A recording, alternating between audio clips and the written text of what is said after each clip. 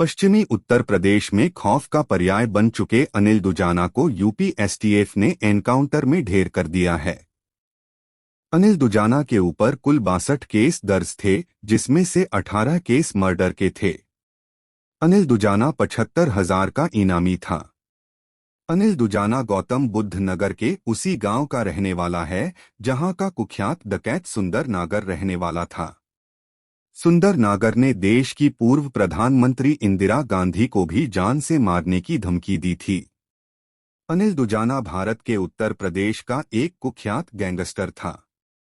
उनका जन्म 1 मार्च 1976 को दुजाना नामक एक छोटे से गांव में हुआ था, जो गौतम बुद्ध नगर जिले में स्थित है। अनिल दुजाना का असली नाम अनिल शर्मा था, लेकिन लोगों के बीच बदनामी और डर पैदा करने के लिए उन्होंने अपना नाम अनिल दुजाना रख लिया। अनिल दुजाना ने अपने आपराधिक करियर की शुरुआत एक छोटे अपराधी के रूप में की थी, लेकिन जल्द ही संगठित अपराध की दुनिया में प्रमुखता से उभरे। वह एक ऐसे गिरोह का नेता बन गया जो पश्चिमी उत्तर प्रदेश में सक्रिय था, खासकर मेरठ, मुजफ्फरनगर और बागपत जिलों में। उसका गिरोह विभिन्न आपराधिक गतिविधियों जैसे जबरन वसूली, अपहरण, हत्या और अवैध जमीन कब्जाने में शामिल था। वे बचपन से ही गुंडागर्दी में रुचि रखते थे। अपनी गुंडागर्दी की शुरुआत उन्होंने अपने मामा के साथ की थी। बात 70 से 80 के दशक की है, जब सुंदर नागर डकैत का दिल्ली के समीपवर्ती शहरों में जमकर खौफ छाया हुआ था। उसी समय इस डकैत ने देश की पूर्व प्रधानमंत्री इंदिरा गांधी को भी जान से मारने की धमकी दे दी थी। गैंगस्टर अनिल दुजाना भी इसी गांव का रहने वाला है, जहां का सुंदर नागर था। यूपी एसटीएफ के साथ एनकाउंटर में मारा गया अनिल दुजाना अपने गैंगवार के चलते अपने बड़े भाई को खो चुका है। उसका असली नाम अनिल नागर है। 4 मई को यूपी एसटीएफ ने मेरठ में गैंगस्टर अनिल दुजाना को एनकाउंटर में ढेर कर दिया। यूपी पुलिस के इस बात की जानकारी मिली थी अनिल दुजाना मेरठ में छिपा हो सकता है, जिसके बाद एसटीएफ ने इस ऑपरेशन को अंजाम दिया। गैंगस्टर अनिल दुजाना की प्रेम कहानी। गैंगस्टर अनिल दुजाना ने फरवरी 2019 को सूरजपुर कोर्ट में बागपत की पूजा से सगाई की थी। वह फरवरी 2021 को जमानत पर बाहर आया और पूजा से शादी कर ली। यूपी पुलिस की जांच में आया था कि दुजाना की पत्नी पूजा के पिता लीलू का बागपत में राजकुमार से 40 बीघा जमीन को लेकर विवाद चल रहा था। राजकुमार ने अपनी 2 बेटियों की शादी गाजियाबाद के कुख्यात बदमाश हरेंद्र खड़खड़ी और उसके भाई से कर दी थी। पूजा के पिता ने अपनी बेटी के लिए खड़खड़ी से बड़े बदमाश अनिल दुजाना को ढूंढ लिया और उसने अपनी बेटी की शादी अनिल शर्मा उर्फ अनिल दुजाना से कर दी। अनिल दुजाना के आपराधिक मामले। अनिल दुजाना पर कुल 62 केस दर्ज। दुजाना पर 18 मर्डर समेत रंगदारी, लूटपाट, जमीन पर कब्जा छुड़वाना और आर्म्स एक्ट समेत 62 केस दर्ज हैं। कुख्यात गैंगस्टर अनिल दुजाना पर उस पर रासुका और गैंगस्टर एक्ट भी लग चुका है।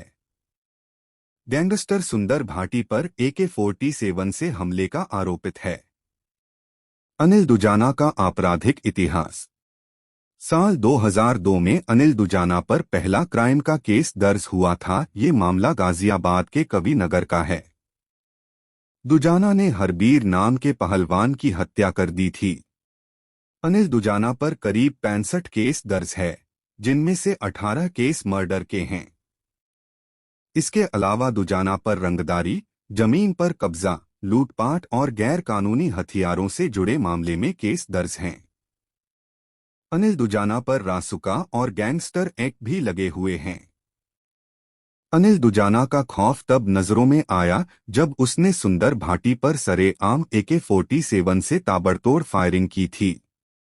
2011 में बादलपुर कोतवाली में IPC की धारा 174 AK केस में अनिल दुजाना को 3 साल की सजा सुनाई गई थी। कुख्यात गैंगस्टर सुंदर भाटी से थी दुजाना की दुश्मनी।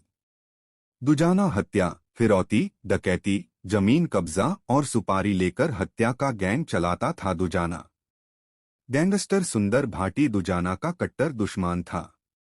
दुजाना ने अपने साथियों के साथ मिलकर गाजियाबाद के भोपुरा इलाके में एक फार्म हाउस में सुंदर भाटी पर उसके साले की शादी में अटैक किया था। इसमें उसका साथ गैंगस्टर रणदीप ने भी दिया था। हालांकि उस हमले में सुंदर भाटी बच निकला था। इस हमले में AK-47 का इस्तेमाल हुआ था। इसमें 3 लोग मारे गए थे। उसके बाद साल 2014 में सुंदर भाटी गैंग ने बदला लेने के लिए अनिल दुजाना के घर पर हमला किया था, जिसमें अनिल दुजाना का भाई जय भगवान की मौत हो गई थी। यूपी में अपराधियों का एनकाउंटर अभी भी जारी है, यह बात अनिल दुराना भूल गया था। उत्तर प्रदेश की योगी सरकार में अपराधियों पर एनकाउंटर जारी है। अब इस लिस्ट में एक और नाम गैंगस्टर अनिल दुजाना का भी जुड़ गया। इसके पहले अप्रैल महीने में उमेश पाल हत्याकांड में मुख्य आरोपी माफिया अतीक का बेटा असद और उसके सहयोगी गुलाम दोनों को यूपी STF ने एनकाउंटर ने ढेर किया था। इसके बाद उत्तर प्रदेश में जमकर राजनीतिक बयानबाजी हुई थी। वहीं एनकाउंटर को लेकर यूपी STF चीफ अमिताभ यश ने रिपब्लिक से बात करते हुए कहा कि ये एक दुर्दांत अपराधी था। ये STF के लिए बड़ी सफलता है। STF को जानकारी मिली थी कि अनिल किसी बड़ी वारदात को अंजाम देने की फिराक में है।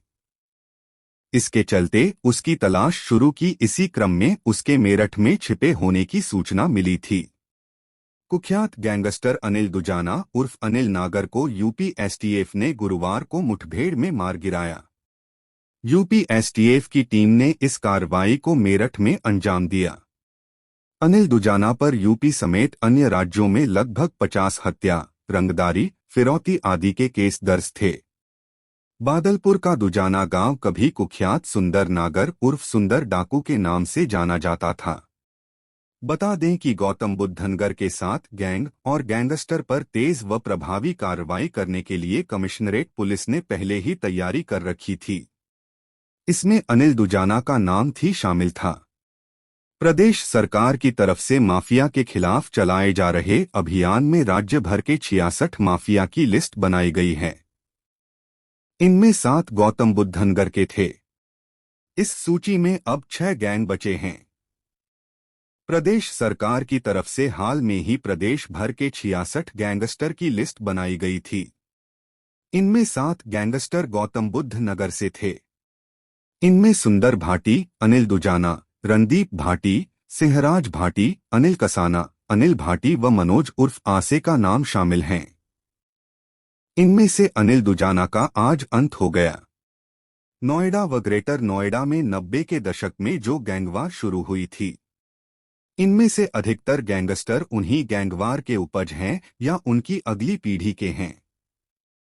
गौतम बुद्ध नगर के ये गैंगस्टर जनपद के बाहर भी आपराधिक घटनाओं को अंजाम देते रहे हैं। ये बदमाश स्क्रैप, सरिया, पार्किंग, ट्रांसपोर्ट से लेकर जमीन कब्जा करने के मामलों में शामिल रहे हैं और यही इन गिरोह की आर्थिक रीढ़ रही है। अब कमिश्नरेट पुलिस इन गैंगस्टर के छोटे छोटे से गुर्गों के बारे में पता लगा रही है और उनकी सूची तैयार कर उन पर कार्रवाई करने की योजना को अंतिम रूप दे रही है। इसके लिए कुछ स्तर पर काम शुरू भी हो गया है। कमिश्नरेट पुलिस इन सूचीबद्ध गैंग की अवैध कमाई से अर्जित संपत्ति को जब्त करना शुरू भी कर दिया है। गौतम बुद्ध नगर में बचे अब ये 6 गैंगस्टर। एक सुंदर भाटी पश्चिमी उत्तर प्रदेश में अपराध की दुनिया का सबसे बड़ा नाम है। यह ग्रेटर नोएडा के घंघोला गांव का रहने वाला है। यह 1990 के बाद से ही अपराध की दुनिया में सक्रिय रहा है। वर्तमान में सुंदर भाटी सोनभद्र जेल में बंद है। अतीक अशरफ हत्याकांड के आरोपियों से भी इसका नाम जुड़ा था। 2 अनिल भाटी, यह कुख्यात सुंदर भाटी का भतीजा है और अब सुंदर गैंग को सक्रिय रूप से देखता है। हालांकि यह दिल्ली की जेल में बंद है। सुंदर भाटी की उम्र होने के बाद उसका आर्थिक व क्राइम के साम्राज्य में इसका काफी दखल है। 3 सिंहराज भाटी, यह भी कुख्यात सुंदर भाटी के रिश्ते में भतीजा लगता है। इसने भी सुंदर के साथ मिलकर अपराध की दुनिया में बड़ा गिरोह खड़ा किया और आर्थिक स्थिति को भी बेहतर किया है। यह भी जेल में बंद है। इसका पश्चिमी यूपी से लेकर आसपास के राज्यों के गैंग से बेहतर संबंध रहा है। 4 अमित कसाना। अमित कसाना पश्चिमी यूपी की जरायम की दुनिया का बड़ा नाम है। ग्रेटर नोएडा में 90 की दशक में इसके मामा नरेश भाटी की हत्या की दी गई थी। तब वह सुंदर भाटी गिरोह से बदला लेने के लिए अपने मामा के गैंग को संभाला था। अमित कसाना भी दिल्ली की जेल में बंद है। 5 रणदीप भाटी। यह कुख्यात सरगना रहा नरेश भाटी का छोटा भाई है। यह भी जनपद का बड़ा गैंगस्टर है और कई गिरोह के साथ इसके गुर्गों के संबंध हैं। इसने भी अवैध तरीके से आर्थिक संपन्नता हासिल की है। यह भी जेल में बंद है। 6 मनोज उर्फ आसे। यह इन सबसे नया गैंगस्टर है।